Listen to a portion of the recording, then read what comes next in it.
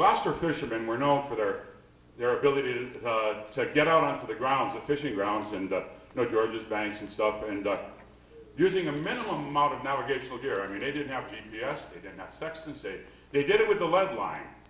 Some of these guys were incredible with the lead line. They could get within hundreds of yards of where they wanted to be.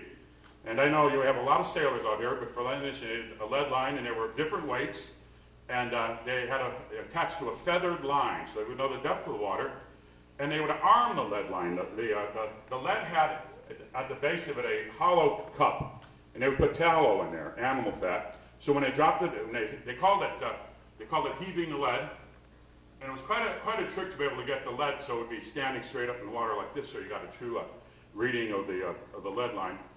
But you would also be sampling the bottom, okay, because you had this tallow in the cup. So it might be red gravel or sand or whatever.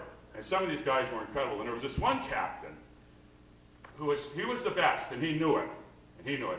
So the boys decided that on this particular voyage, they were going to get even with them and kind of make an example. Now, a lot of those vessels have planting boxes, because it reminded them of being back home, and the cook could plant something there to use on the voyage, all that.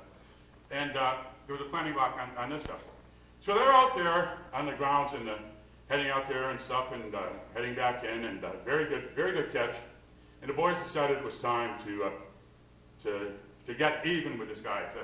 So the captain says, "Let the bluebird fly," because it looks like a bird. Let the bluebird fly. And they did that. One of the other guys came up and distracted him. When he was busy talking to this hand, the other guys went over to the planting box, reached in the planting box, and put it into the tallow on the base of the lead line. So they brought it. Said, "Skipper, here she is." So he looks at it, and he starts rubbing his chin. And takes a sniff of it. Starts rubbing his head now. Okay? Then he takes his fingers and samples, tastes, what is in that tallow. Now he starts rubbing his head and scratching his chin and everything all at once. So he says, boys, get the boys together. He said, "Boys, I got some bad news for you. Some real bad news. Gloucester sunk, and we're over Widow Hackett's compost pile."